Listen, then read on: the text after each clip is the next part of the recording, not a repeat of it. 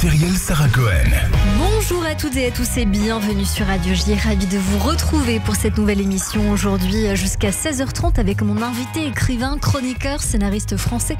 Près d'une vingtaine de livres, dont Mémoire courte pour lequel il a été primé du prix de Flore, Un léger passage à vide, prix ciné-roman, Dos au mur qui a remporté le prix Gatsby ou encore Crédit illimité. Aujourd'hui, Nicolas Rey vient nous voir pour son dernier ouvrage, Médecine douce, sorti aux éditions Au Diable Vauvert. Un échange suivi de mon coup de cœur à 16h05, Claudia Meyer. L'occasion comme toujours de découvrir nos invités en direct sur Radio J. 15h, 16h30, Cyrielle Sarah Cohen.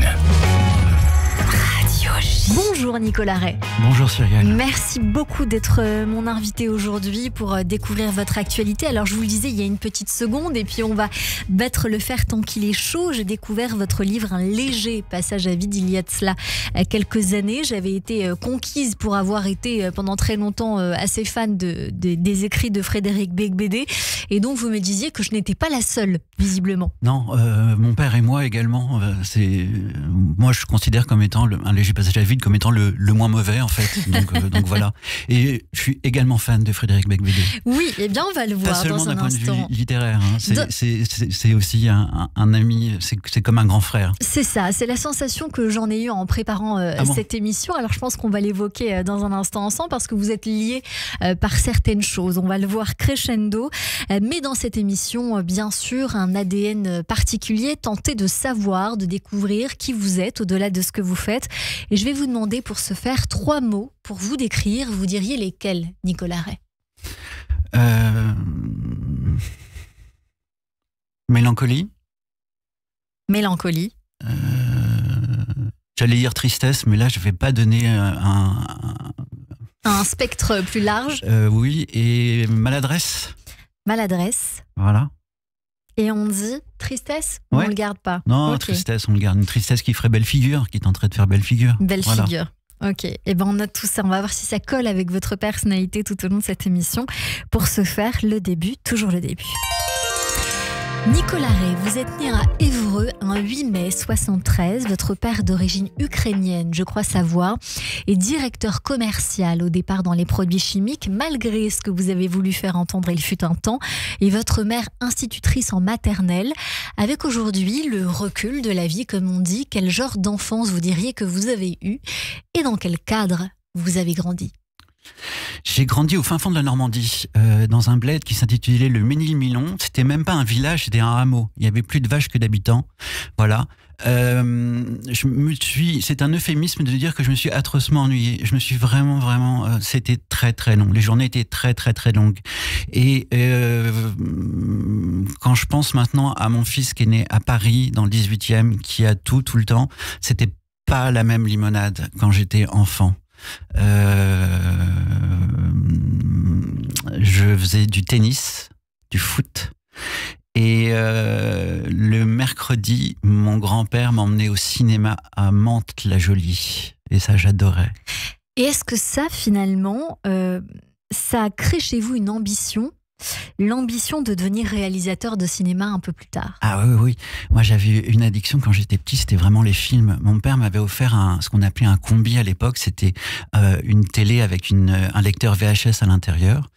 Une petite télé avec un VHS à l'intérieur. Et je regardais des films à partir de 10-11 ans. Des films de Truffaut, des films de Capra, de Lubitsch. Je rêvais de faire ça. Ouais, vraiment, c'était ça ma passion dans la vie. Alors j'entends votre passion qui est le cinéma. Vous allez faire des études au lycée Georges Dumézil à Vernon. Vous passez un baccalauréat B, puis vous abandonnez votre prépa HEC à Amiens, tout simplement parce que ça ne vous plaisait pas ou parce que vous changez d'optique?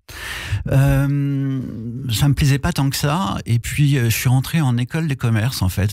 Voilà ce qui s'est passé. Et c'était une école de commerce qui durait 4 ans. Et la 4e année se passait à l'étranger. Et il s'est passé la chose suivante, c'est que ça me passionnait tellement peu, cette école de commerce, qu'il y avait des cours de comptabilité, de marketing, de vente, de gestion, autant dire que c'était l'ennui absolu.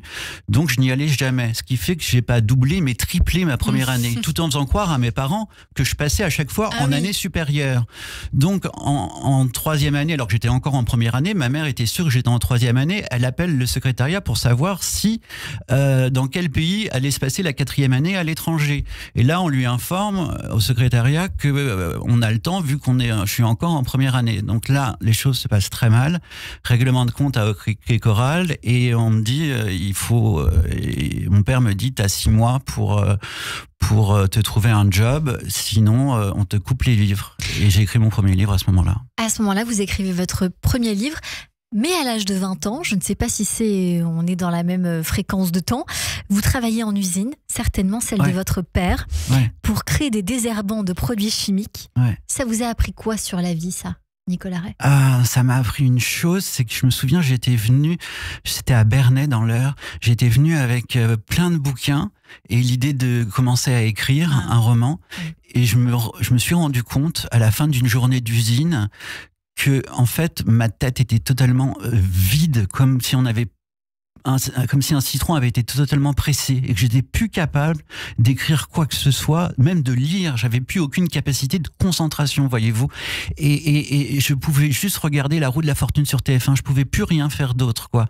Mon temps de cerveau n'était plus disponible qu'à ça, comme aurait dit un grand patron de chaîne télé. Est-ce que c'est à ce moment-là que vous décidez d'arriver à Paris ?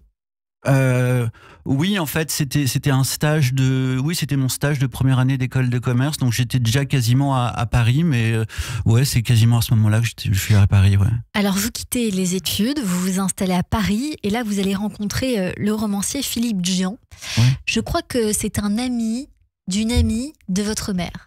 Quelque chose comme ça. En fait, ça c'est les problèmes. Histoire compliquée. Le problème de Wikipédia, c'est ça.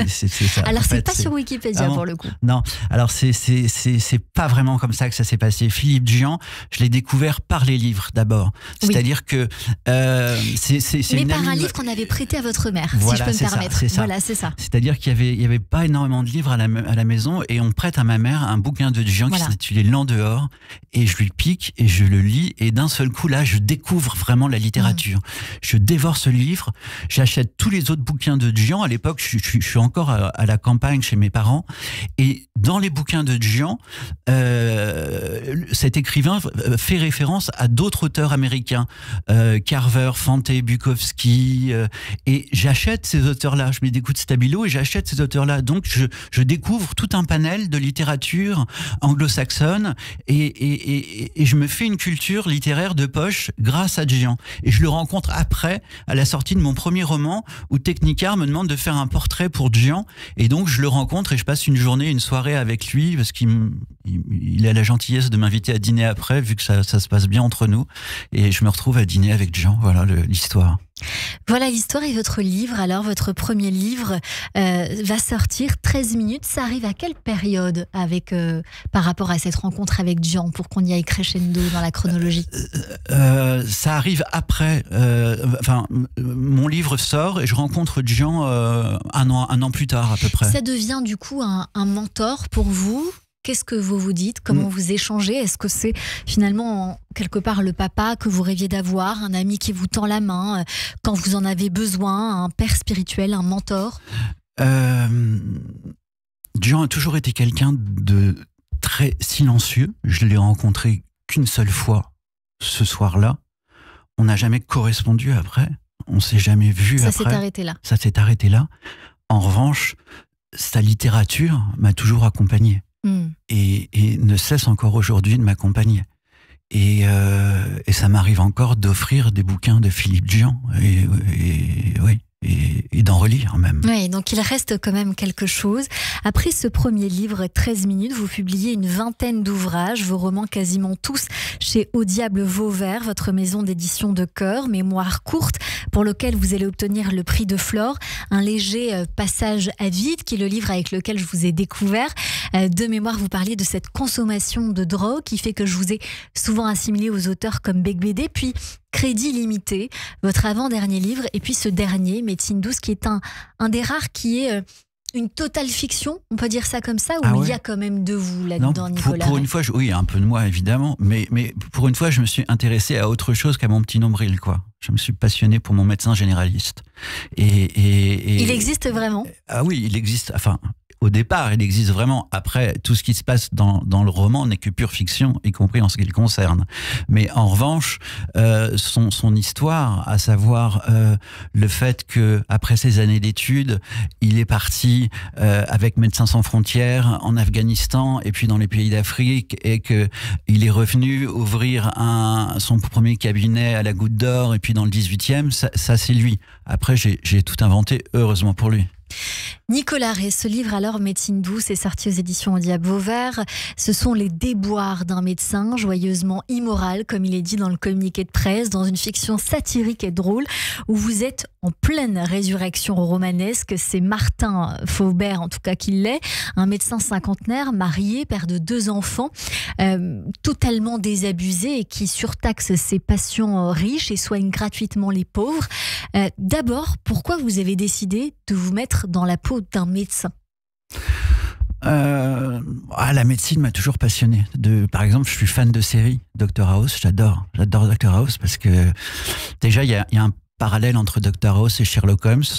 Ouais. Ils ont tous les deux une addiction. Sherlock Holmes, c'était avec la cocaïne en intraveineuse que lui donnait Watson.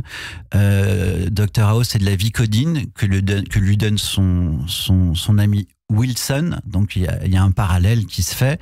Tous les deux, pour trouver une énigme, ils restent chez eux. Sherlock restait chez lui pour trouver l'énigme et House reste dans son cabinet, voit rarement les patients pour trouver l'énigme. Enfin, il y a vraiment des parallèles incroyables. Donc la médecine m'a toujours passionné. Et puis cette idée comme ça d'un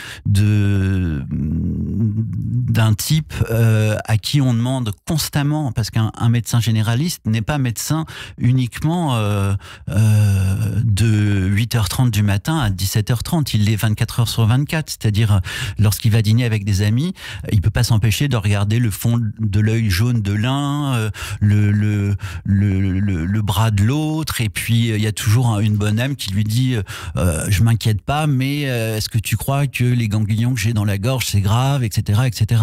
Et donc ça m'intéressait de parler de cette profession tout à fait particulière. Ils ont une identité particulière parce que ils n'ont pas un pouvoir réellement comme un politique ou comme voilà. Et pourtant ils sont très très seuls dans le monde actuel. C'est ça, c'est ce que vous dites. Vous nous apprenez qu'être médecin, c'est aussi une vie de solitude. Oui. Et ça m'intéressait en fait. Moi, la solitude, ça m'intéressait. C'est la phrase de Dostoïevski, issue de Notes du sous-sol. Je m'aperçus que je ne ressemblais à personne et que personne ne me ressemblait. Je suis seul, tandis qu'ils sont tous, me disais-je. Et moi, j'aime les gens seuls. J'aime les gens, pardon d'y revenir, tristes, maladroits. J'aime les gens qui m'appellent à 3h du matin en me disant je vais me mettre la tête dans le four, rien ne va plus. Ça m'intéresse. Là, je me passionne. Les gens qui me disent je vais bien, j'ai fait 3 heures de gym ce matin, je pète la forme, ça m'emmerde. Donc ça veut dire, Nicolas Ray, qu'il y a des gens qui vous appellent à 3h du matin pour vous dire ça va pas. Quelque part, vous êtes un peu leur médecin. Ouais, un peu. Ouais. Et vous préconisez quoi alors dans ces cas-là? Je leur dis qu'aller mal, c'est un bon début. C'est un début prometteur. Ça prouve qu'on est lucide, c'est bien. La confrontation entre un médecin et son patient, dites-vous, c'est aussi la rencontre de 2 menteurs. Pourquoi? Parce que le patient ne va jamais tout dire au médecin. C'est un peu comme une partie de poker. Il y a toujours une part de bluff. Et que le médecin ne peut jamais tout dire au patient non plus. Il va en garder un peu sous le coude. Donc il y a une partie comme ça de poker menteur toujours entre les deux. C'est mon généraliste qui m'a expliqué ça. Alors vous posez le décor avec cela, et quand on va voir un petit peu plus loin dans la peau de Martin Faubert, c'est une vie tout à fait normale finalement, avec sa femme de toujours, Ariane, avec votre fille chérie, meilleure amie de 7 ans, que voilà, vous aimez profondément. En tout cas, Martin Faubert l'aime profondément. Il vit cette vie tranquille, rangée, sans plus jamais vibrer, jusqu'au jour où finalement votre héros rencontre une nouvelle patiente, une certaine Aurore Rosier, qui va finalement par sa simple présence bousculer cette vie un peu monotone. Oui, c'est souvent l'esprit revenu de tout qui va craquer comme une midinette. C'est assez passionnant dans l'existence. Vous êtes là, vous avez l'impression que vous êtes enfin arrivé quelque part. Vous avez 50 piges, vous êtes marié, 2 enfants, 2 bagnoles, un garage, des patins dans votre baraque de cinglés. Tout se passe bien. Et puis d'un seul coup, quelqu'un ouvre la porte et son attitude à l'élégance d'une autre époque va tout changer. Ces gestes sont une suite ininterrompue de gestes réussis. Ça fonctionne, ça marche. Nicolas Rey, dans votre manière de nous le raconter en quelques secondes, une certaine fougue. Est-ce que vous avez déjà vécu un amour comme celui-ci ? Ah ouais, ça fait 7 ans que je suis avec. Ouais. Je suis toujours amoureux, encore plus. Ah, donc vous me rassurez, parce que j'ai entendu une interview de vous avec Philippe Vandel où vous disiez « celle-là, c'est la dernière ». Ah ouais, et vous disiez, vous savez, on a l'habitude, on oui, le je dit me à souviens, chaque fois. j'avais craché dans le studio. Non, je vais pas recracher dans votre studio, mais je suis toujours avec elle. Ouais, je vous le dis. Donc c'est une bonne chose. Et j'en profite pour l'embrasser, ça vous dérange pas? On l'embrasse aussi. Ouais. Dans votre livre, alors, Médecine douce, je tiens à le dire, ce médecin est prêt à tout pour voir cette certaine Aurore Rosier, jusqu'à manipuler une prise de sang pour lui trouver une maladie fictive. On peut le dire parce que c'est le début du livre, c'est la syphilis.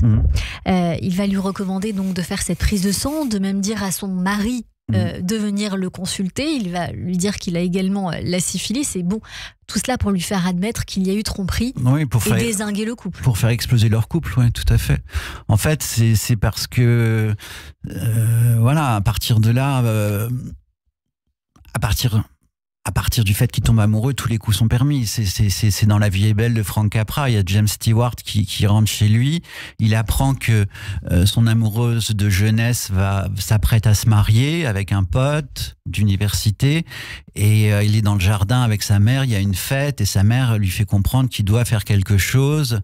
Et lui dit « Ah ouais, je vois ce que tu penses, maman. Tu penses qu'en amour comme à la guerre, tous les coups sont permis. » Et sa mère de répondre « À la guerre, non, mon chéri. » Et c'est un peu ça qui va se passer, c'est-à-dire que il va faire le mal, Martin Faubert, mais le mal sera bien fait, quoi. C'est-à-dire que ça va être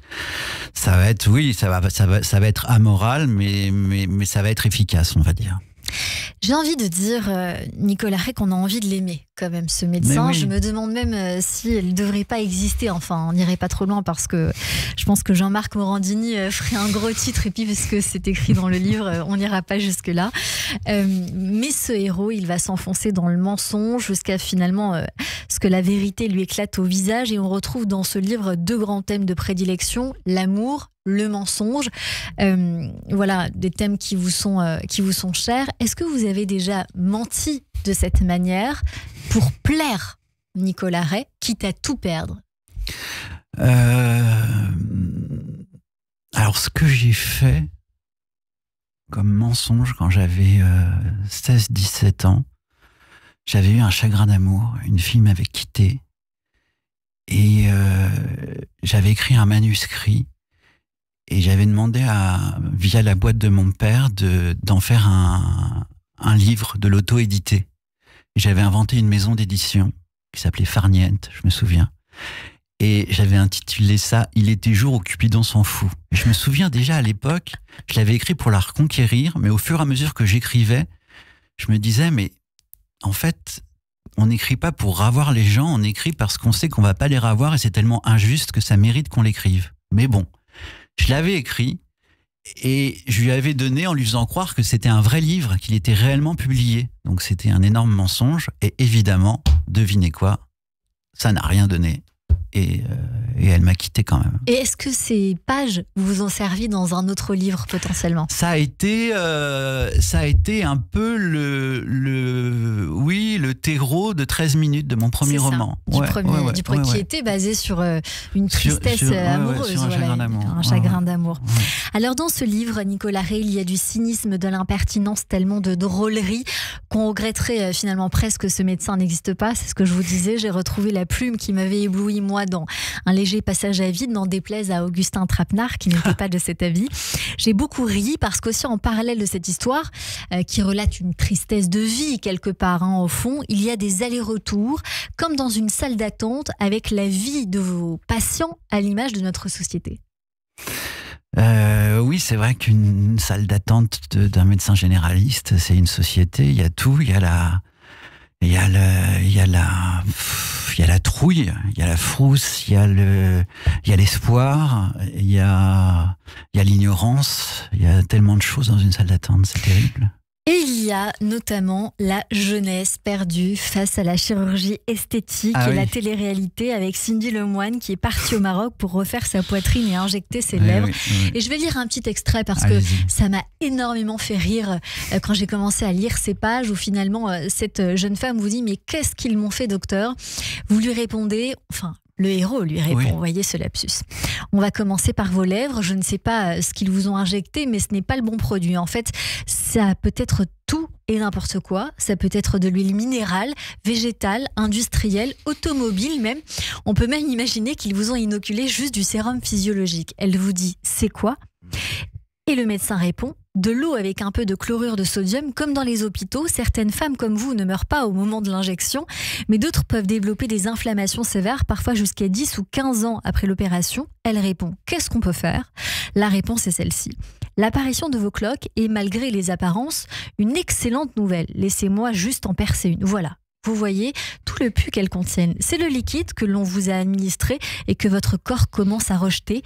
Continuez à percer vos cloques, c'est la seule chose à faire et attendez quelques mois avant de vous inscrire à un casting de télé-réalité.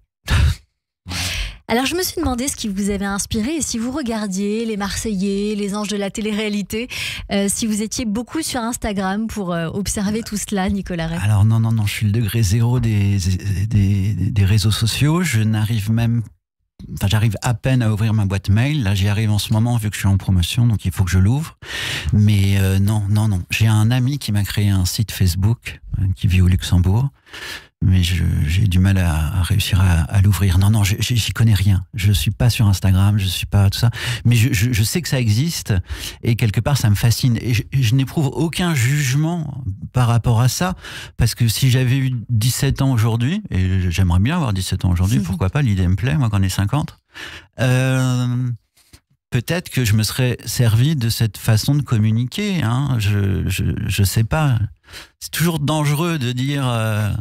C'était mieux avant, j'ai pas envie de tomber là-dedans non plus. En attendant, pour sourire, pour rire, s'émouvoir aussi par moments, parce que finalement, il y a vraiment de la vie réelle dans le tout à chacun du commun des mortels dans ce livre Médecine douce, sorti aux éditions Au Diable Fauvert. On découvre ce livre où il y a d'autres moments touchants, comme Evelyne Vanier qui vient vous voir pour dépression, parce qu'elle n'existe plus dans sa vie et à qui vous préconisez de péter toutes ces barrières jusqu'à aller beaucoup trop loin, la cocaïne et autres drogues, ou encore Nicolas Royan, cet amoureux transi qui va vous conseiller tout au long dans cette aventure romantique qui va aller un petit peu trop loin. Restez avec nous, on continue cette émission juste après le rappel des titres. –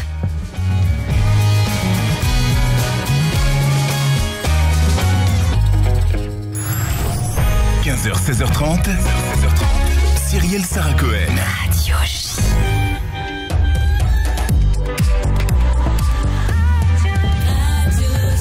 – 15h30 sur Radio J. Bonjour et bienvenue. Tout de suite, le rappel des titres avec Etani Belaïch.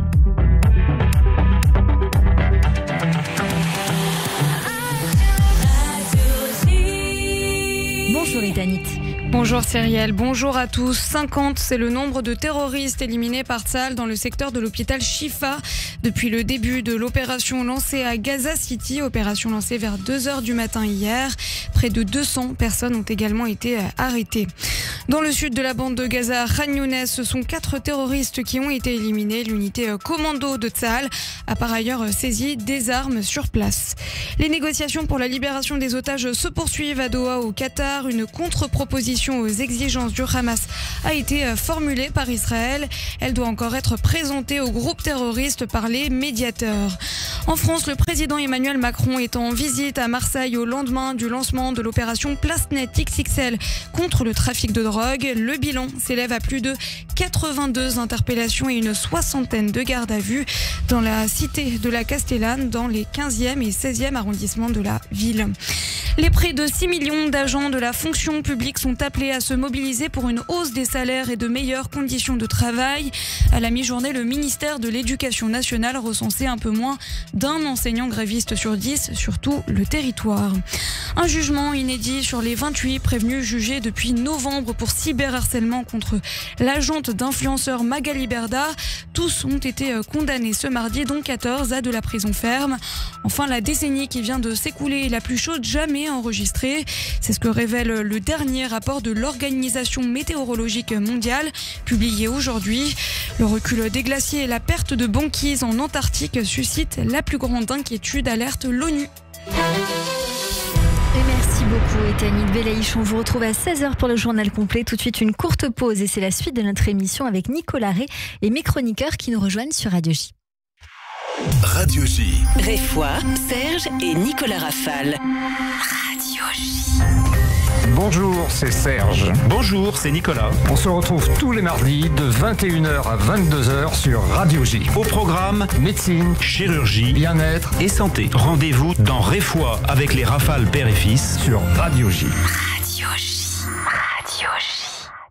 Événement exclusif. L'agence juive présente le Salon Medex à Paris le dimanche 31 mars. Cet événement dédié aux médecins et dentistes facilite le transfert de licences médicales israéliennes. Elle offre l'opportunité de rencontrer les représentants du ministère de la Santé israélien, de l'Association médicale israélienne, de Kupot Cholim et d'hôpitaux israéliens. La certification des documents se fera en personne et sur place. Chance unique pour le processus de reconnaissance de licence et des opportunités d'emploi à ne pas manquer. Informations et inscriptions sur agencejuive.org. Une paire pour le sport? Non, plutôt une solaire à ma vue. Oh, mais celle-là aussi, elle irait tellement bien avec ma nouvelle robe. Oh. Pas toujours simple de choisir ses lunettes. Chez Optical Center, vous avez aussi le choix de ne pas choisir. Grâce à l'offre unique, bénéficiez de moins 40% sur votre première paire, plus une paire offerte à votre vue, même de grandes marques. Retrouvez nos magasins sur opticalcenter.com. Offre valable du 1er janvier au 31 juillet 2024. Dispositifs médicaux, conditions en magasin. Radio J. Radio J. Radio J. 15h, 16h30. Cyrielle Sarah Cohen. De retour en direct sur l'antenne de Radio J. Merci beaucoup d'être en notre compagnie aujourd'hui jusqu'à 16h30 avec mon invité Nicolas Ray pour son ouvrage Médecine douce, sorti aux éditions Au Diable Vauvert. Dans cette partie d'émission, on va découvrir avec vous toute la culture que vous aimez ou qui pourrait vous plaire. Nicolas Ray et tout de suite Hélène Kuttner nous emmène au théâtre. Et mes acclamations, mon enthousiasme, viva notre bienfaiteur. Olé, olé, olé. Au théâtre. Bonjour Hélène Kuttner. Bonjour Cyrielle, tout en violet et en prune. Bonjour Charlène, fleurie. Bonjour Nicolas, bonjour. Un peu fleurie mais pas trop. Non mais vous voyez, j'ai envie de dire, Marine. Hélène, nous sommes tous raccords pour exactement, une fois quasiment. Il y a du bleu partout sur voilà, vous. Voilà, exactement. Mais on est souvent raccord. Mais c'est vrai. C'est vrai, mais là c'est vrai qu'on est dans des bleus, des couleurs un petit peu sombres, aquatiques. Aimez-vous le théâtre, Nicolas Ray? Oui, j'aime bien. Ah ouais. Dit-il, face de la chroniqueuse théâtre. J'ai fait du théâtre. Ah bah il faut en faire. Il faut en faire. Ouais, et là vous êtes grand? Toujours petit, toujours enfant. J'ai joué Cyrano de Bergerac quand j'étais en 4e B avec Madame Schubert. Un baiser mais à tout prendre, qu'est-ce? Un serment fait d'un peu plus près, une promesse, un aveu qui veut se confirmer, un poireau se compose sur lit du verbe aimer. Je vous laisse. Non, parce que c'est ça. Ouais. C'est ça la France, c'est ça la langue, c'est ça Rostand. On y va. On est avec vous. Oui, on y va. Ok. Justement, je vais vous parler de grands enfants parce que je pense que quand on aime le théâtre, c'est toujours des grands enfants. Et pour cette chronique théâtre, cher Nicolas Ray, j'avais envie de vous emmener au théâtre Le Pic, un petit bijou de théâtre situé sur la butte Montmartre, à deux pas du Moulin Rouge et du Moulin de la Galette, qui propose des créations contemporaines de jeunes auteurs. Le titre de la pièce, je pense, va vous plaire. Ça s'appelle « C'est pas facile d'être heureux quand ça va mal ». Et c'est Rudi Milstein qui l'a écrite, cette pièce dans laquelle il joue et qu'il met en scène avec Nicolas Lombreras. Alors sur le petit plateau de cet adorable théâtre, il y a 5 quadragénaires parisiens qui font leur cinéma en paraissant, comme on dit aujourd'hui, au bout de leur vie. Alors il y a d'abord un couple qui s'aime toujours, mais en se détestant cordialement. La première, Nora, est perpétuellement insatisfaite, monstrueusement égoïste et passablement râleuse. Elle vit avec Jonathan, qui est psychanalyste, on s'en doutait, obsédé par la Shoah et l'histoire des Juifs en Europe. En fin de journée, au moment de se mettre au lit et après avoir géré les enfants, ils sont en train de calculer le ratio de leur nuit d'amour et le quotient de leur libido respective, alors que Jonathan reste toujours obsédé par la solution finale des nazis. Je vous avais dit que ça vous plairait. Naturellement, le couple finit par imploser et la blonde Nora, dans son éternelle quête du bonheur, doit chercher un toit pour dormir. Une séparation peut jaillir sur un coup de tête ou après des mois, des années de réflexion. Mais le tout est de savoir rebondir. Alors justement, comment Nora va-t-elle potentiellement rebondir ? Alors justement, Cyrielle, c'est difficile de rebondir parce qu'on a des amis partout, on vous appelle à 2h du matin, mais alors quand on quitte son homme ou sa femme, eh ben, c'est rare les gens qui vous disent « Ah bah viens dormir chez moi ». Il faut appeler Nicolas Ray à 3h du matin, lui répond. Voilà, vous allez nous laisser votre portable. Aucun de ses chers amis donc n'accepte de l'héberger, chacun a sa problématique et le souci de son espace vital. Seule Jeanne, une autre amie célibataire, va accepter de l'héberger. Alors Jeanne, elle a un très grand cœur, c'est une fille très sympa, mais elle est très malade. Et pendant le temps où elle devra faire face à un cancer, Jeanne revoit son ami Timothée, un jeune et brillant auteur qui écrit les discours d'un député. Il n'a pas fini encore sa thèse, il traîne dans ses études, mais comme on dit, il faut bien vivre. Par contre, lui préfère les garçons qu'il rencontre sur des sites le temps d'une soirée. C'est sans engagement, sinon celui du désir charnel. L'un des garçons rencontrés par Timothée, Maxime, un jeune homme maladroit et plutôt timide, veut pourtant croire au grand amour. Il ne peut se satisfaire des rencontres superficielles et passagères. Et c'est à ce moment-là que les choses vont se gâter. Alors on a l'impression, en vous écoutant Hélène Kuttner, que ces quadragénaires parisiens se comportent un peu comme des vieux adolescents. On peut le dire, des jeunes vieux ou des vieux adolescents, car chacun en fait est à la recherche immédiate de son propre désir, mais avec la crainte, l'angoisse de tous les événements qui plombent nos vies, la vie d'aujourd'hui. C'est-à-dire l'angoisse de la maladie, l'angoisse de la mort, de l'engagement, de la solidité d'une amitié, de la réussite sociale, financière.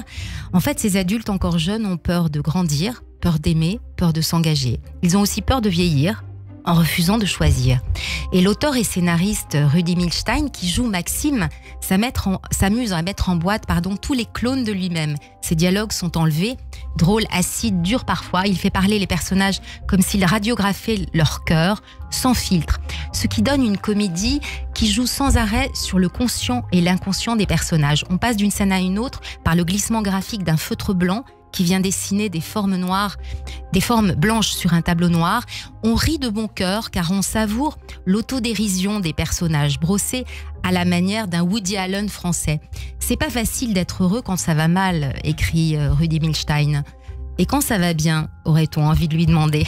Je vous le demande, Nicolas Ray. Non, mais c'est vrai qu'aujourd'hui, tout le monde a peur. On a peur de s'engager, peur de ne pas s'engager, peur d'avoir un enfant, peur de ne pas en avoir.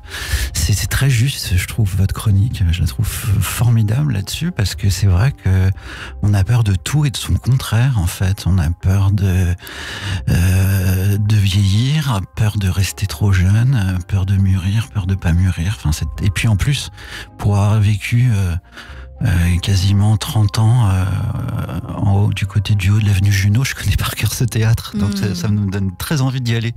Et puis cette signification à Woody Allen, qui est mon réalisateur culte, que j'aime plus que tout au monde. Donc c'est une très bonne recommandation. Ah oui, ça donne très envie. Ouais, vraiment. C'est pas facile d'être heureux quand ça va mal dans le petit bijou, le théâtre Le Pic jusqu'au 12 mai. Merci beaucoup Hélène Kuttner. J'ajoute qu'on peut lire tous vos articles sur Artistique Réseau. Allez, tout de suite, c'est la chronique Flashback avec Charlène Villemer. Radio J. 15h, 16h30, Cyrielle Sarah Cohen. Bonjour Charlène. Bonjour Cyrielle, bonjour Nicolas Ray. Alors dans cette chronique, nous allons revenir sur vos goûts culturels et on démarre en musique avec le king du rock'n'roll.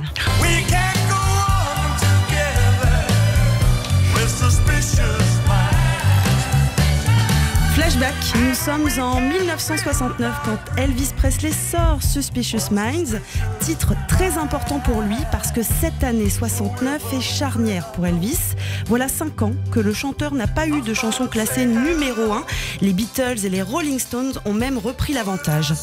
Et s'il a tant de mal à relancer sa carrière, c'est à cause de son manager, le colonel Parker.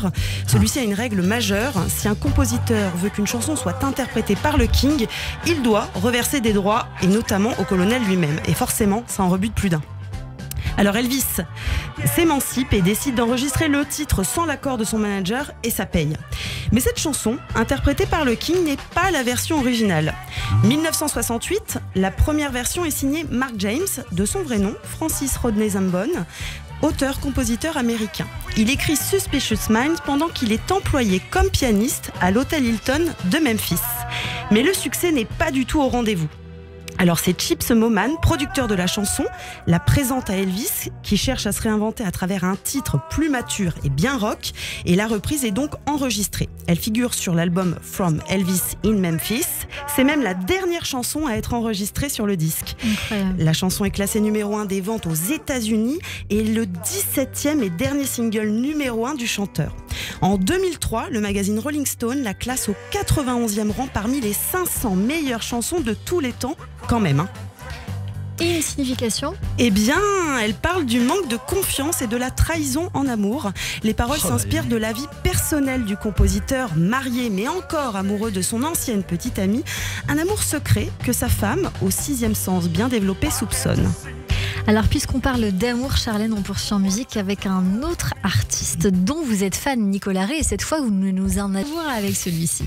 Moi j'aime bien les vieilles. Loufoque. Très loufoque. En 2024 et dès jeudi prochain, vous pourrez voir Thomas Fersen à l'espace Carpeaux à Courbevoie le lendemain dans le 77 et à partir du 10 juillet prochain au Francofolie de La Rochelle. L'artiste français mélange des influences folk, pop et jazz. Ses chansons sont souvent accompagnées de guitares acoustiques créant des mélodies mélancoliques dans un style très décalé. Sa musique, remplie de poésie et de nostalgie, contraste des paroles souvent teintées d'humour. Mais d'où vient cette patte artistique unique ? J'ai tiré une bouffée, iront danser au bal des oiseaux. Auteur, compositeur, interprète, Thomas Fersen est un chanteur français autodidacte. François-Louis Gontard, de son vrai nom, naît à Paris d'une mère infirmière et d'un père banquier, mais doté d'un trésor très convoité dans le salon, la chaîne hi-fi. Support sur lequel il sera biberonné aux Beatles, Genesis et Led Zeppelin grâce à ses 2 sœurs. Mais c'est surtout de son grand-père, pianiste dans un salon de thé, qu'il tient sa mélomanie. François se forme, seul dans sa chambre, en incarnant des personnages imaginaires et déguisés dans des costumes cousus par sa mère. Plus intéressé par les vitrines des magasins de musique que par l'école, il obtient sa première guitare à 14 ans seulement. Alors, pourquoi avoir choisi Thomas Fersen comme nom de scène ? On se pose cette question. Eh bien, il choisit ce nom en 86, 2 ans avant la sortie de son premier 45 tours, Ton héros Jane. C'est un mix entre Thomas Boy, hommage au footballeur mexicain, et le conte suédois Axel de Fersen, évidemment grand favori de la reine Marie-Antoinette. Son premier album, dont le titre éponyme Le bal des oiseaux, qu'on écoute à l'instant, sort en 96. C'est un succès immédiat qui lui vaut la victoire de la musique de la Révélation, variété masculine, l'année suivante. Et petite anecdote, la photo de l'album est signée Robert Doisneau. Alors on va terminer cette chronique avec une artiste qui marche dans les pas d'une artiste que vous aimez beaucoup, Barbara, chanteuse que vous appréciez, c'est ce que vous nous avez confié, Nicolas Ray. Jalouse des fleurs et du vent, des danses andalouses et des goélands. Comme son nom d'artiste l'indique, elle a choisi Elle. Avec ce simple L, Raphaël Lanader, qui aime les clins d'œil, en fait plusieurs. À sa féminité d'abord, Elle. Au littéraire, qui passe le bac, série L. Aux initiales, comment ne pas penser à M, autre chanteur à facettes. Et enfin aux envolées vocales et poétiques qu'elle affectionne. Raphaël se fait appeler Elle d'après le roman Lady L de Romain Gary, mais aussi parce que cette lettre est l'initiale des noms de famille de chacun de ses grands-parents. Pas perchée, mais aérienne, Elle prend son envol avec ses chansons qu'elle écrit et compose elle-même. Dessine l'autoportrait impressionniste d'une personnalité lumineuse qui dit d'où elle vient pour mieux avancer vers ce qu'elle est devenue. Autrice, compositrice et interprète, elle se démarque avec son premier album Initial, encore un clin d'œil, sorti en 2011. Elle remporte de nombreux prix, dont le prix Barbara du ministère de la Culture. Grande admiratrice de Barbara, elle donne un concert aux patients du service de gériatrie de l'hôpital d'Épernay où elle reprend les titres de son idole la même année. Sa tante y travaille en tant qu'infirmière et lui propose ce récital pour ses petits vieux, comme elle les appelle, peu après la sortie du premier album. À l'issue du concert, une collègue de sa tante Florence tient à lui offrir un cadeau. Dans une petite boîte rouge sur un bureau au fond du service, elle découvre le Bibi, petit chapeau de Barbara.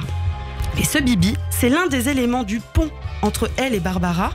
Raphaël Lanader confie en effet que sa mère écoutait Barbara lorsqu'elle était enceinte d'elle, biberonnée à la longue dame brune. Ses chansons sont devenues les comptines d'enfants qui les connaît par cœur. Les chansons de Barbara sont un petit peu sa langue maternelle. Voilà. Et c'est joliment raconté. Peut-être un parallèle à faire ou une synchronicité à faire entre tous les choix que vous avez fait, Nicolas Ray. Peut-être la mélancolie ? Bah oui, je viens de le découvrir là, d'ailleurs. On est d'accord. Non, j'ai appris plein de choses sur Suspicious Mind, entre autres. Que ce n'était pas un titre d'Elvis. Oui, au départ, et puis surtout, on revient encore le terrible colonel Parker.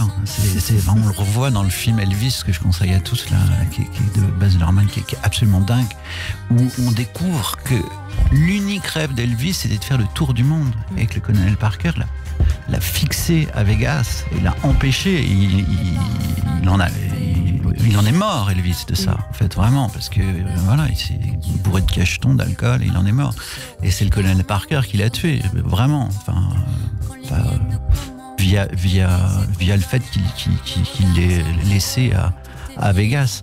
Et petit mot sur Thomas Fersen, ouais, en fait je connaissais pas du tout, hein. C'est donc la femme de ma vie qui m'a emmené, donc j'y suis allé un peu à un concert, j'ai dit bon d'accord, ok. Pour moi c'est un truc de bobo chiant. Et en fait pas du tout, c'est vachement bien. C'est-à-dire qu'il te raconte une histoire pendant le concert. C'est drôle, c'est lunaire, perché, bancal, maladroit, un peu une sorte de loser magnifique, quoi. C'est à moitié plein la salle. Enfin, c'est pas ouf. C'est dans une banlieue sordide. Il s'en fout. Il n'a plus rien à prouver. Il fait son truc. Moi, j'adore. Voilà, un univers qui rassemble peut-être tous les vôtres. Nicolas Ray. Et puis je rappelle, merci beaucoup Charlène Villemer pour cette chronique. On se dit à la semaine prochaine. Et puis je rappelle que vous pouvez gagner le livre de Nicolas Ray, Médecine douce, sorti aux éditions Au Diable Vauvert. On va le gagner. Wow. Radio J va l'offrir à un de nos auditeurs. Et pour le gagner, c'est très simple, c'est même gratuit. Vous téléphonez au 01 77 62 72 89. 01 77 62 72 89. Vous laissez surtout votre nom, prénom, adresse et numéro de téléphone. C'est tout. Le premier arrivé et le premier servi, on vous téléphone et on vous l'envoie. Voilà, c'est pratique, c'est efficace. Tout de suite, c'est la séquence introspection sur Radio J. Radio J. 15h, 16h30, Cyrielle Sarah Cohen. Et on poursuit cette émission avec une citation d'Oscar Wilde, de Nicolas Ray, qui a dit « Parfois nous pouvons passer des années sans vivre du tout et tout à coup, notre vie est concentrée dans un seul instant. » Essayons, si vous le voulez bien, de faire ça maintenant avec 10 questions pour vous connaître encore davantage. La première est celle-ci. Nicolas Ray, si vous aviez la possibilité de reprendre votre vie depuis le tout début, que changeriez-vous ?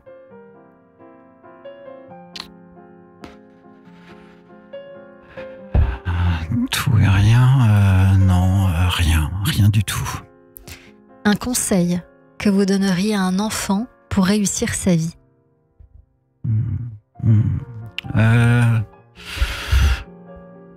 Les 45 premières années vont pas être ouf, accroche-toi, et puis après ça va ça va s'arranger un peu. Y a-t-il eu alors un plus bel âge dans votre vie? Ah ouais, là, maintenant cool. Là, je valide, là, je me baigne, comme dirait un copain. Ouais. Vous baignez, c'est très joli. Y a-t-il eu une erreur dans votre vie? Mais une erreur, attention, que vous avez résolue? Il y a eu 12 000 erreurs. J'ai publié mon premier roman chez un micro-éditeur, et après, je devais signer chez Grasset. Et c'était la nocturne du Salon du Livre, et je croise donc celle qui va devenir mon éditrice historique, Marion Mazuric. Et c'est la nocturne, et Et je lui dis demain, je signe chez Grasset. Elle me dit super. Elle me dit c'est dommage parce que je vais créer ma maison d'édition. Ça va être un petit truc. Ça va s'appeler Au Diable Vauvert. Ça va être entre Nîmes et Montpellier. Et j'aurais bien aimé commencer avec toi la rentrée prochaine. Je dis ouais. Elle me dit mais j'ai rien à te faire signer là. Et puis moi je dis j'ai rien à te montrer. Et puis en fait on se prend une cuite. Et à 2h du matin, je lui dis allez banco, je le fais avec toi. Voilà, c'était peut-être une erreur, je sais pas. Mais ça fait 20 ans que ça dure. Vous êtes resté fidèle et elle aussi. Donc c'était un bon pari. Et je regrette rien. Qu'est-ce que vous aimeriez faire, Nicolas Ray, mais que vous ne faites pas? Ce que j'aimerais faire, de la randonnée tous les jours. Mais j'adore randonner, mes parents ont un endroit magnifique à la montagne, dans le massif de la Vanoise, qui s'appelle Pradin-la-Vanoise. Et quand on y va, avec mon amoureuse, on randonne, on fait des trucs magnifiques. Puis mes 20-24 bornes de randonnée par jour, hein. J'ai pas l'air comme ça, j'ai des hanches en céramique pourtant, mais je le fais. Courageux.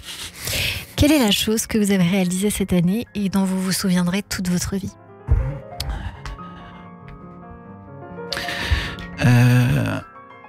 Un tartare de saumon. Ouais, parce que je le fais vachement bien. Je le fais saumon, mais saumon fumé aussi, un peu de haddock pour épicer un peu le truc. C'est plus un tartare de saumon là. Non, si le fond, parce qu'il y a quand même 750 grammes de saumon à la base. Avocat, mangue, citron vert, citron jaune, et j'oublie un truc. Ah oui, de la cébette. Ah, ça change tout. Ça, la cébette, c'est on a ce que j'appelle la pincée de Simon. Simon, c'est mon fils. Et la pincée de Simon, c'est parce que, là, c'est pas du tout passionnant, mais je vous le raconte quand même. C'est parce que, en fait, quand on avait un chat, quand il était petit, et il rajoutait toujours une poignée de croquettes de ses petites mains, on disait que c'est la pincée de Simon. Et donc, quand on fait la cuisine avec ma femme, quand on rajoute un truc magique, c'est la pincée de Simon. C'est la pincée de Simon. Voilà. C'est toujours trop joli. Puis j'embrasse le Simon que moi je connais, qui est mon papa. Ouais. Si je vous parle. Vous savez qu'il a failli s'appeler Hippolyte, quelle horreur. Mais oui, j'étais avec sa mère. Donc moi je voulais pour Simon, elle pour Hippolyte, et puis donc on se bat, et puis forcément c'est toujours la femme qui gagne à la fin. Donc au bout de 6 mois de grossesse, j'en peux plus, on est dans le train. J'ai dit allez banco, ok pour Hippolyte. Je suis dégoûté, je dis ok pour Hippolyte. Elle me dit non mais c'est d'accord pour Simon. Je dis écoute, ça fait 6 mois qu'on se prend la tête. Je viens de te dire que j'étais d'accord pour Hippolyte. Et là elle me dit j'attendais que tu me dises que tu sois d'accord pour Hippolyte pour que je te dise que je suis d'accord pour Simon. Oh là là, l'esprit de contradiction. Bon, on embrasse les Hippolytes au passage quand même. Ouais mais bon c'est Simon quand même, c'est pas la chose. Si je vous parle d'amour alors, puisque c'est le sujet à présent, Nicolas Ray, comment cela résonne pour vous? Écoutez, alors c'est compliqué parce que là ça résonne très très bien depuis 7 ans, mais du coup c'est beaucoup plus difficile d'écrire depuis 7 ans.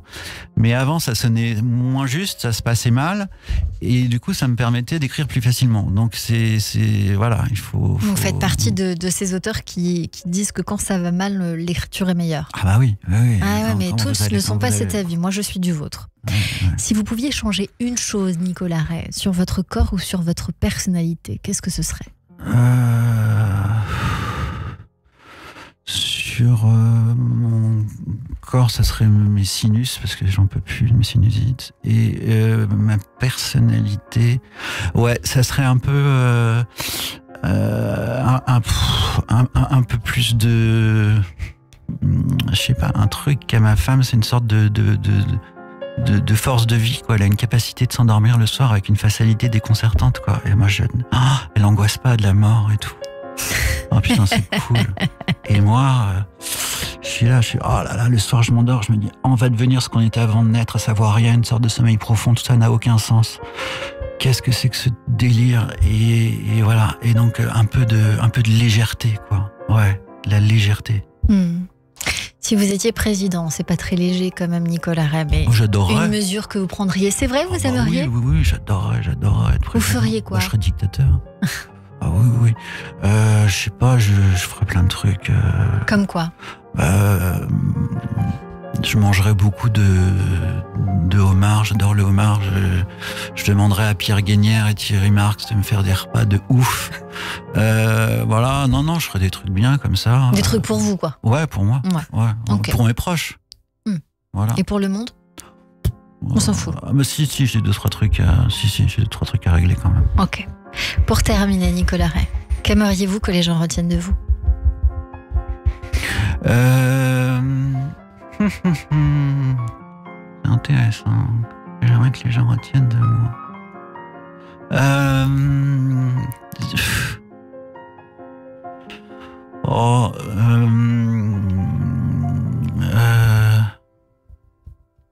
Tiens, ce type-là, son prénom m'échappe, là.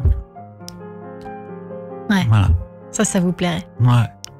On reste avec vous, Nicolas Ray, sur l'antenne de Radio J dans un instant. Notre coup de cœur du jour, notre experte Nathalie Dedrieux. Mais tout de suite, une petite pause. Et puis, c'est le journal de l'info. Restez avec nous sur Radio J.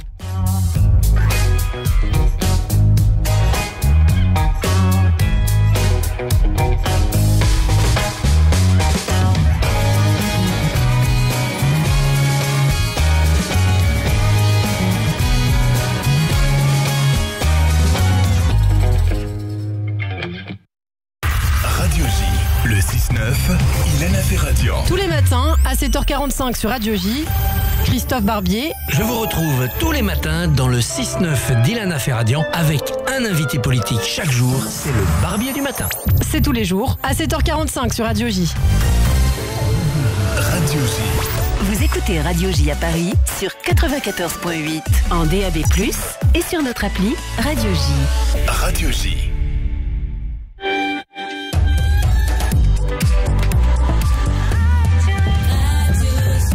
Il est 16h sur Radio J. Bonjour et bienvenue. Tout de suite, le journal de l'information avec Etani Belaïch.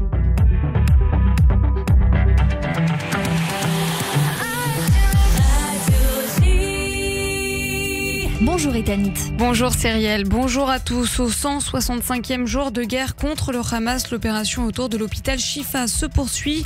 Tsahal recherche des membres du Hamas qui selon Tsahal et le Shin Bet seraient revenus dans l'enceinte ces dernières semaines.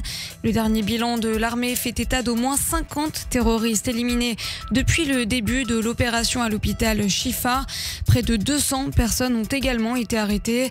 Par ailleurs, Washington a confirmé la mort du numéro 3 du Hamas dans une frappe israélienne exécutée la semaine dernière. Le chef adjoint de la branche armée du groupe terroriste Marwan Issa, c'était le responsable le plus haut placé qui a été tué sur ce territoire par l'armée israélienne depuis le début de la guerre. Les négociations pour la libération des otages se poursuivent à Doha. Le chef du Mossad, David Barnea, est rentré tôt ce matin en Israël depuis le Qatar où se déroulent les pourparlers pour un cessez-le-feu à Gaza. Le reste de la délégation est néanmoins resté dans la capitale qatari pour discuter d'un éventuel accord. Pascal Sunshine. Le porte-parole du ministère qatari des Affaires étrangères a expliqué ce matin que c'était maintenant au tour d'Israël de répondre aux conditions présentées par le Hamas pour la réalisation d'une trêve et la libération des otages. Le Hamas, on le sait, a doublé le nombre de terroristes dont il exige la libération en échange des otages et veut des engagements d'Israël sur un cessez-le-feu permanent et le retour de la population déplacée dans le nord de Gaza. Les pourparlers indirects pourraient durer au moins 2 semaines car les émissaires du Hamas ont besoin d'obtenir à chaque fois la réponse de Yahya Sinwar à Gaza sur chaque point de la négociation.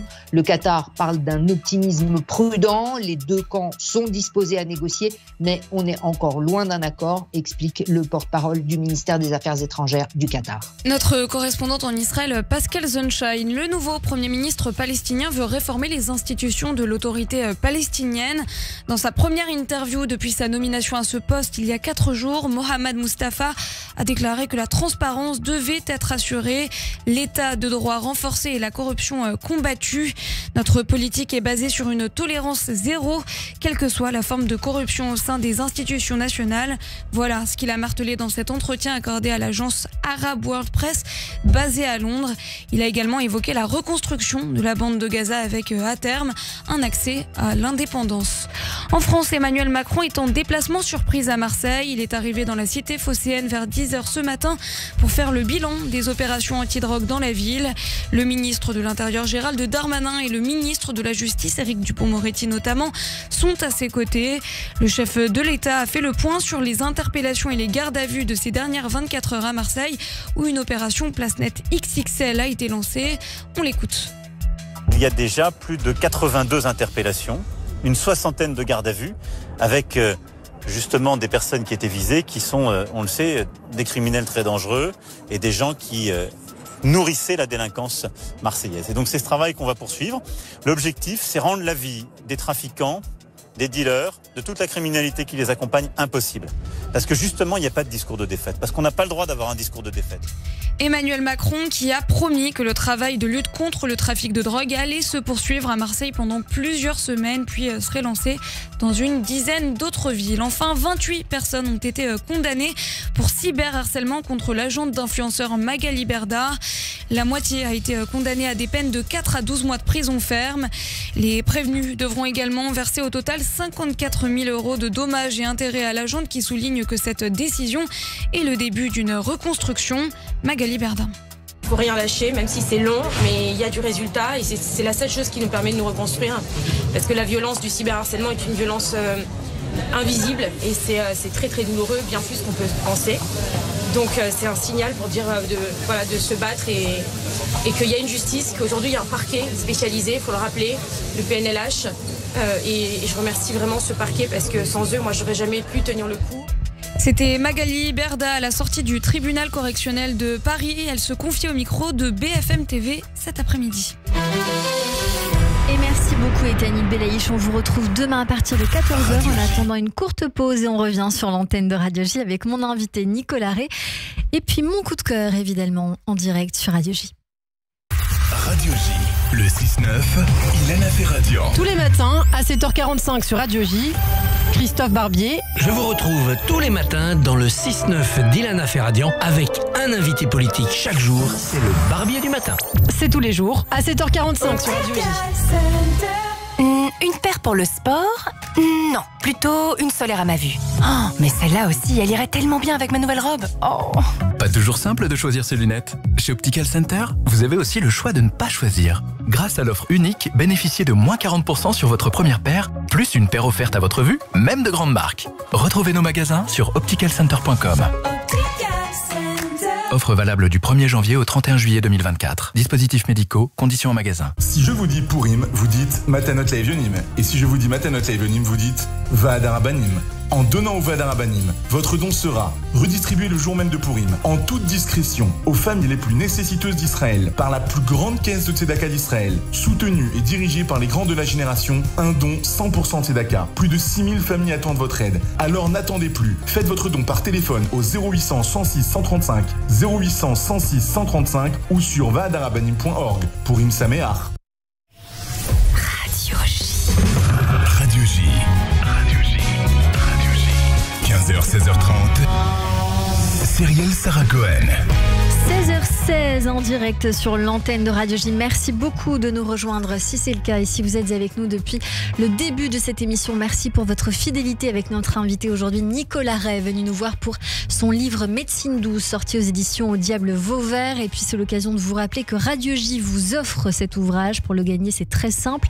Appelez gratuitement au 01 77 62 72 89. Vous laissez votre nom, prénom, adresse et numéro de téléphone. Et puis le premier arrivé sera le premier servi. Tout de suite, c'est le coup de cœur sur Radio J.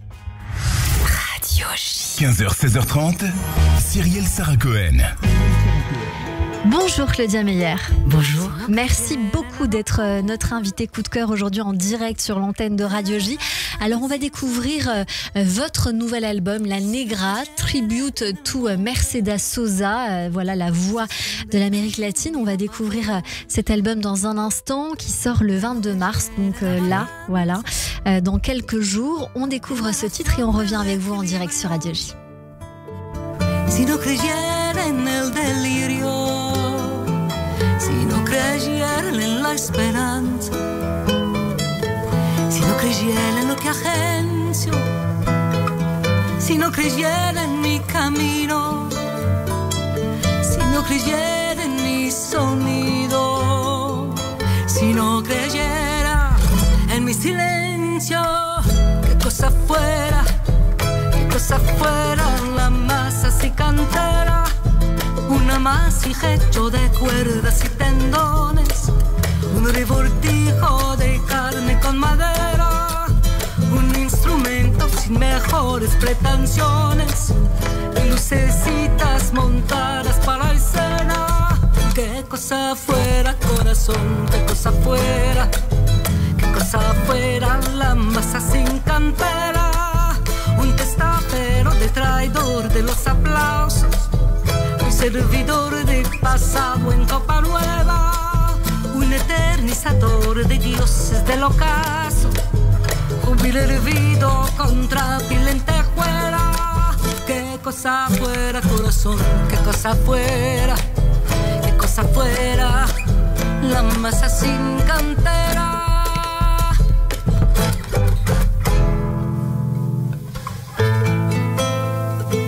Si no creyera en lo más duro, si no creyera en el deseo, si no creyera en lo que creo, si no creyera en algo puro, si no creyera en cada herida, si no creyera. Claudia Meyer, on est avec vous en direct sur l'antenne de Radio G. On découvre La Mazza en direct. Donc ce titre sur l'antenne de Radio G qui fait partie de votre nouvel album un petit peu consacré à cet artiste dont vous allez nous parler, qui est Mercedes Sosa, qui est la voix de l'Amérique latine. Et en fait, c'est la voix qui m'a influencée, que je chante depuis mon adolescence, car j'ai rencontré des Sud-Américains sur ma route qui m'ont initiée à cette musique, et nous avons formé un groupe qui s'appelait Ayahuasca. On a fait notre premier album au Canada, et donc comme j'étais la chanteuse du groupe, ils m'ont fait écouter la voix de Mercedes Sosa, et puis pour moi, sa voix m'a marquée de façon, de façon physique. Bien que je ne sois pas sud-américaine, à chaque fois on me dit, j'essaie de mettre des mots dessus. Mais bon, voilà, c'est comme un coup de foudre culturel, un coup de foudre amoureux, que ça a été naturel pour moi. Claudia Meyer, cet album, il est tiré d'un spectacle musical. Et ça, j'aimerais bien que vous nous l'expliquiez. Alors justement, Mercedes Sosa était sur scène très souvent avec son guitariste, donc j'ai pris cette période où donc elle était en proximité. En fait, c'est une femme qui était très pudique, qui venait d'un milieu très modeste, mais où l'amour ne manquait pas, un peu comme nous, hein, c'était très famille. L'Argentine, ils sont très chaleureux. Et donc, moi, cette voix m'a vraiment pris au cœur, parce que peut-être aussi parce que je viens du Maroc et que l'espagnol, mon père me chante en espagnol, donc je veux dire, cette langue était aussi pour moi qui résonnait. Et en fait, c'est parce que j'ai fait partie de ce groupe, et ils m'ont initié, à part la voix de Mercedes Sosa, bien sûr, qui était hyper importante pour moi en tant que chanteuse, mais il y avait aussi tous les instruments ethniques, toutes ces danses, tous ces rythmes, toute cette tradition, toute cette culture dont je suis tombée amoureuse. Dans cet album que vous sortez, La Negra, il y a un duo avec elle, et j'aimerais savoir comment ce duo est né. Alors puisqu'elle n'est plus. Tout à fait, ça c'est un cadeau de la vie, parce qu'en fait j'étais en train de graver mon album lorsque je reçois un coup de fil d'un ami argentin, donc qui a composé la chanson qui s'appelle Sempre en Ti, et avec qui j'ai enregistré mon premier album. Et il m'avait demandé il y a quelques années de faire une voix témoin pour Mercedes Sosa. On va écouter, hein? On écoute. Aunque te pierdas en el sufrir, no encontrarás jamás el camino, es tu destino volver a mí. Ríos de lágrimas han corrido por esta pampa de soledad, dejando tu corazón herido como una piedra a orillas del mar. Siempre aquí, siempre en ti, en la mirada de un niño en el sol de abril. Siempre aquí, siempre en ti, no volveré porque no partí.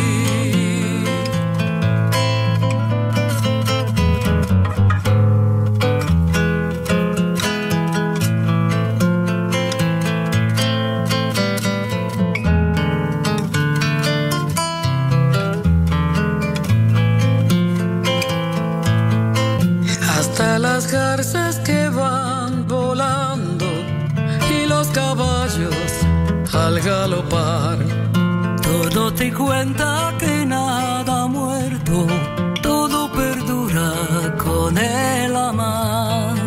Soy una hermana que va. Voilà, on découvre poursuivre ce merveilleux duo en direct voilà, avec vous sur Radio J. Vous serez en concert le 25 avril pour présenter cet album au Café de la Danse. Petit clin d'œil à Erella qui sera votre coup de cœur et qui était notre coup de cœur aujourd'hui, qui n'est plus. Non, parce qu'elle a du travail, donc c'est... Donc ce ne sera pas la première partie. Est-ce que vous cherchez une première partie? Alors figurez-vous que j'ai une très grande artiste et une collègue qui s'appelle Christelle Adams et qui va faire la première partie. Donc je suis très contente de partager la scène. Je voulais juste dire un mot sur ce duo. Bien sûr. Qui pour moi, avoir un duo avec Mercedes Sosa sur l'album qui lui rend hommage, c'est un cadeau de la vie. Donc je voulais remercier le compositeur qui s'appelle Osvaldo Montes et puis mon réalisateur et celui qui m'accompagnera sur scène qui s'appelle Marc Benabou, Marquito, d'avoir fait de l'orfèvrerie sur ce duo en faisant une guitare-voix. Merci. Très beau duo. Il y en a un autre aussi que je voulais absolument relever aujourd'hui sur l'antenne de Radio J, un duo avec Morane. Tout à fait. Ça aussi, c'est un cadeau. Je sais que vous étiez très proches. Alors justement, c'est Mercedes Sosa qui nous a réunis parce que lorsque j'ai rencontré Morane il y a de nombreuses années, en fait, elle chantait Mercedes Sosa. Elle aussi, elle avait beaucoup d'admiration et je ne savais pas qu'elle chantait déjà 2 de ses titres. Et lorsqu'on s'est rencontrés, je lui ai chanté une chanson de Mercedes Sosa qui s'appelle Alfonsina y el mar et elle m'a dit avec sa voix « Oh ben c'est ton truc !» Et là, elle m'a invitée à l'Olympia, elle m'a invitée à chanter partout, elle m'a pris en première partie, elle a chanté sur mon premier album et nous avons gravé justement cette chanson qui s'appelle Alfonsina y el mar et l'album lui est dédié parce qu'elle m'avait dit qu'elle souhaitait faire un album en espagnol et qu'on le ferait ensemble, donc voilà. La chanson est merveilleuse, on l'écoute. Oh, la blanda arena que lame el mar, su pequeña huella no vuelve más. Y un sendero solo de pena y silencio llegó hasta el agua profunda. Y un sendero solo de penas mudas llegó hasta la espuma. Sabes que angustia te acompañó, que dolores viejos cayó tu voz, para recostarte arrullada en el canto de las caracolas marinas. La canción que canta en el fondo oscuro del mar, la caracola. Te vas, Alfonsina, con tu soledad, que poemas nuevos fuiste a buscar, y una voz antigua de viento y de sal te requiebra el alma y la está llamando y te vas hacia allá como en sueños, dormida Alfonsina, vestida de mar. 5 sirenitas te llevarán por caminos de algas y de coral, y fosforescentes caballos marinos harán una ronda a tu lado, y los habitantes del agua van a jugar junto a tu lado. Bájame la lámpara un poco más, déjame que duerma nodriza en paz. Y si llama a él, no le digas que estoy, dile que Alfonsina no vuelve. Y si llama a él, no le digas nunca que estoy, di que me he ido. Te vas, Alfonsina, con tu soledad, que poemas nuevos fuiste a buscar, y una voz antigua de viento y de sal te requiebra el alma y la está llamando y te vas. Je pourrais l'écouter pendant des heures et des heures. Je vous disais en off, Claudia Meyer, que je l'ai écouté 3 fois hier. Ce duo, voilà, qui nous donne un peu la chair de poule. Je crois que c'est aussi votre cas. Ah, bah écoutez, avec Morane, en fait, quand on a fait ce duo, c'était sur mon premier album qui s'appelle Azul, et quand j'ai voulu l'enregistrer, parce que ça fait partie d'un grand classique de Mercedes Sosa, si on ne met pas Alfonsina, ben c'est pas normal. Et donc, j'ai pas pu la chanter. J'entendais la voix de Morane, donc j'ai pris la version sans y ajouter aucun changement, comme on l'a joué, avec l'émotion et tout ce qui se passe sur ce duo. Merci Morane, à qui je dédie cet album. Claudia Meyer, votre album il sort ce vendredi, le 22 mars. Vous serez en concert, donc on le disait il y a quelques secondes, le 25 avril au Café de la Danse pour présenter cet album La Negra, donc qui est un hommage quelque part à Mercedes Sosa, La Negra qu'on a intitulé comme ça. Mais vous avez en parallèle aussi collaboré avec les plus grands, Véronique Sanson, Alain Chamfort, Maxime Le Forestier, Lenny Kravitz et bien d'autres. Petite parenthèse, vous êtes la voix d'Esmeralda pour la chanson de Walt Disney, Le Bossu de Notre-Dame, et ça se raconte évidemment. Quel est votre plus beau souvenir de carrière ? Ah ben c'est la voix d'Esmeralda parce que j'étais enceinte. Et lorsque on vous a autorisé à chanter. Ah oui. Et puis je berçais. Voilà, donc j'étais en studio et puis c'était magnifique.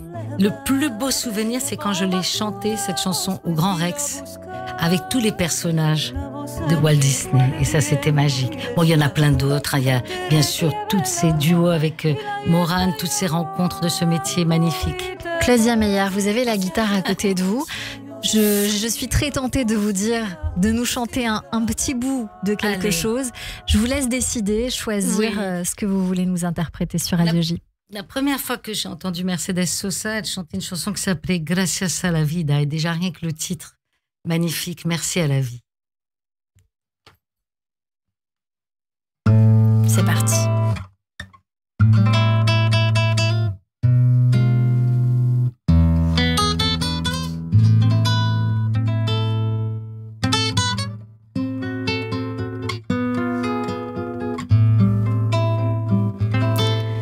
Gracias a la vida que me ha dado tanto, me dio los luceros que cuando los abro perfecto distingo lo negro del blanco y en el alto cielo su fondo estrellado y en las multitudes el hombre que yo amo.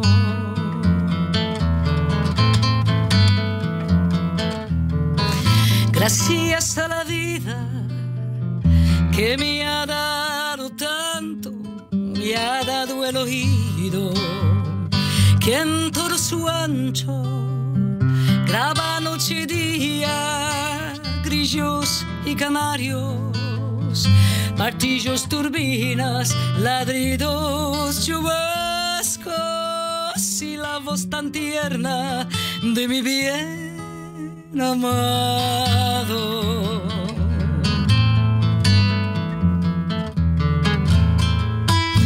Gracias a la vida que me ha dado tanto, me ha dado la risa y me ha dado el llanto, así yo distingo dicha de quebranto, los dos materiales que forman mi canto y el canto de ustedes que es el mismo canto y el canto de todos que es mi propio canto. Claudia Meyer en direct sur l'antenne de Radio J pour nous interpréter ce titre qui fait partie de son album à sortir, La Negra, Tribute to Mercedes Sosa. Voilà la voix de l'Amérique latine. On est en train d'écouter en même temps en direct sur Radio J. Merci beaucoup pour ce beau cadeau. Beaucoup. J'espère vous voir au concert le 25 avril. Ça, c'est un concert qui me tient vraiment à cœur. Avec grand plaisir. En tout cas, les auditeurs vous ont entendu. Je suis sûre qu'ils seront là. On sera là le 25 avril au Café de la Danse avec une très belle première partie. L'album sort ce vendredi, La Negra, je le redis encore. Merci beaucoup d'avoir été notre coup de cœur en direct aujourd'hui sur Radio J. Claudia Meyer. Radio J. 15h, 16h30, Cyrielle Sarah Cohen. Radio J. Radio J. Le portrait psychologique. Et comme toujours, à la fin de cette émission, Nicolas Ray, on a pour habitude de débriefer. Je sais que dans votre corps, il s'est passé pas mal de choses. Voilà, en écoutant cette musique, il y a eu des sentiments qui se sont développés. Je ne dirai pas plus parce que ce n'est pas moi de l'experte de cette situation, c'est Nathalie Dedrieux qui vous a observé tout du long. J'ai un petit peu oublié de dire qu'il y a une synchronicité aujourd'hui qui n'a pas été évoquée pour votre plus grand plaisir, Nathalie Dedrieux. C'est que vous êtes tous deux, Claudia Meyer et Nicolas Ray, assez admiratifs de Barbara. Ah oui. Et il y a eu un album pour Barbara qui s'intitulait Ah, les voyages, un autre destin de Barbara, Claudia Meyer.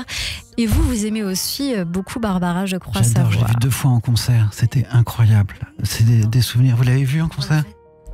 Parce que malheureusement, j'ai pas eu cette occasion. Mais en fait, comme j'ai commencé dans les cabarets, je chantais de la chanson française et Barbara tenait une place très importante. Ah ouais. Donc j'ai eu envie de faire un spectacle sur elle et j'ai fait un album avant celui-ci. Qui s'appelle Les voyages et où je reprends des magnifiques. Oui, je vous parlerai une autre fois de Barbara, je vais vous laisser parler. Mais j'ai plein de trucs, mais je vous raconterai en off des trucs sur Barbara. Avec plaisir, on fera une autre émission. Bonjour Nathalie Dedrieux. Bonjour Cyrielle, bonjour Nicolas Ray. Bonjour. Et bonjour aux auditeurs. Il y a effectivement tout un voyage en émotion, ça circule bien avec cette dernière anecdote là sur Barbara. Et effectivement, j'ai pu sentir qu'il y avait un vrai besoin d'être en contact avec des émotions, des sensations fortes. Sinon, il y avait probablement de l'ennui chez vous. C'est quelque chose qui est beaucoup revenu. Donc effectivement, je vais faire un rapide reflet de ce que j'ai retenu, de ce qui m'a un peu interpellée dans ce que vous avez bien voulu montrer de vous ici aujourd'hui dans cette interview. Alors tout de suite, c'est votre attitude corporelle, c'est votre posture qui m'a interpellée. Il y a un radical changement de posture entre le début de l'émission et la fin, où vous êtes plutôt dans une posture assez décontractée, voire presque avachie, très dans l'introspection, à l'écoute de cette belle chanson, tout en sensibilité. Donc quelque chose de beaucoup plus décontracté. Mais alors au début, il y avait une certaine agitation très palpable, avec quelques tremblements et probablement une attitude très attentive, un désir d'être présent, mais qui donnait probablement une belle agitation de stress. Donc ça se remarquait immédiatement, un petit caractère peut-être d'anxiété qui doit être assez représentatif de votre personnalité. On avance avec votre personnalité. Vous nous décrivez une enfance assez sportive, avec du tennis, du foot, mais en même temps il y a le mot ennui qui revient, et vous comparez avec l'enfance d'aujourd'hui de votre enfant qui a accès à tout. Donc c'est assez paradoxal, on va voir que les paradoxes sont très présents dans votre histoire, en tout cas dans votre récit d'aujourd'hui. Il y a ce mot ennui, mais il y a aussi ce mot passion. Vous découvrez le cinéma grâce à votre grand-père, et là tout de suite c'est comme s'il y avait un éclair de génie, une vocation qui se dessine, et pourtant la vie vous initie à d'autres choses, d'autres sphères, notamment la littérature, grâce à des rencontres par des livres et Philippe Djian, bien sûr. Donc il y a tout de suite cette quête, cette recherche, et je pense aussi la présence sur votre route de plusieurs mentors. C'est comme s'il y avait à chaque fois des grands maîtres qui vous inspirent, et à chaque fois vous faites avec votre propre recette quelque chose qui est bien à vous, mais toujours vraiment en allant regarder à l'extérieur, et je crois que ça vient de vraiment teinter votre créativité, votre imaginaire, votre sens de la solitude, votre vie intérieure très présente. En tout cas, on en parle ici et ça se démarque bien. On peut le voir. Et il y a tout de suite, quand vous parlez de votre livre, Médecine douce, cette passion pour les métiers de la médecine. C'est les métiers de la relation d'aide, c'est les métiers de l'écoute. Et il y a dans votre livre une forme de confusion faite entre la vie personnelle et la vie professionnelle quand vous décrivez ce médecin généraliste qui est 24/24, un consultant en tout cas accessible. Je me suis demandé si ça pouvait résonner avec quelque chose de votre vie. C'est vrai que le problème quand on est écrivain, c'est qu'on l'est aussi 24 heures sur 24. Vous avez tout à fait raison. Tout est dit. La confusion. C'est très compliqué pour les autres parce que certains ont l'impression qu'on fout jamais rien en fait. C'est pas faux non plus. Mais parfois on pense une page des mois durant avant de la mettre sur du papier. Et il suffit parfois de regarder une série, de regarder quelqu'un passer, d'assister à une discussion ou un magnifique morceau de musique ou là une voix qui vibre comme c'est ce que tout j'ai à l'heure. pu contacter vous inspire quelque chose. en vous regardant. Je vous ai senti très perméable à l'entourage et en même temps un double mouvement avec cet aller et retour entre l'intérieur et l'extérieur qui, je pense, fait de votre terreau et ça donne des œuvres assez remarquables. Alors vous avez voilà tout un parcours assez touche à tout aussi, hein. Vous faites des chroniques, vous faites des livres, vous allez dans le cinéma, vous êtes assez à l'aise et j'ai l'impression que c'est toujours en lien à ce côté amateur de sensations fortes. Vous devez aimer les défis. Sinon, s'il n'y a pas de challenge, je pense que là aussi, c'est l'ennui qui est rencontré. Ça vous laisse perplexe. Non, pas mieux. Ça vous laisse perplexe. Alors, il y aurait beaucoup de choses à dire sur le fait de pouvoir créer à partir de la souffrance, qui vous a beaucoup inspiré, qui a beaucoup résonné. Mais voilà, je pense vraiment que c'est le mot passion que je retiens plutôt que mélancolie et maladresse. Oh, c'est gentil. Aujourd'hui, dans les mots qui vous décrivent. Merci beaucoup, vous m'avez Nicolas sauvé le Rey. début de l'émission, je vous remercie infiniment parce que c'est vrai que les 3 mots pour me définir, c'était un peu plombant quand même. C'est ça, mais c'est le mot passion que je retiens Merci pour partir beaucoup. avec et C'est créativité. gentil. Je repars le cœur léger. Merci Nathalie Daudry, notre thérapeute psychocorporelle que l'on retrouve tous les mardis sur Radio J. Radio J. 15h, 16h30, Cyrielle Sarah Cohen. C'est la fin de Dommage, cette émission. je vous Merci aurais- beaucoup de nous avoir suivis. Merci à Nicolas Rey d'avoir été notre Merci à invité vous, aujourd'hui pour Médecine douce, sortie aux éditions Au Diable Vauvert. Merci à l'artiste Claudia Meyer en concert le 25 avril au Café de la Danse d'avoir été avec nous pour son album La Negra consacré à Mercedes Sosa. À demain sur Radio J. La balanza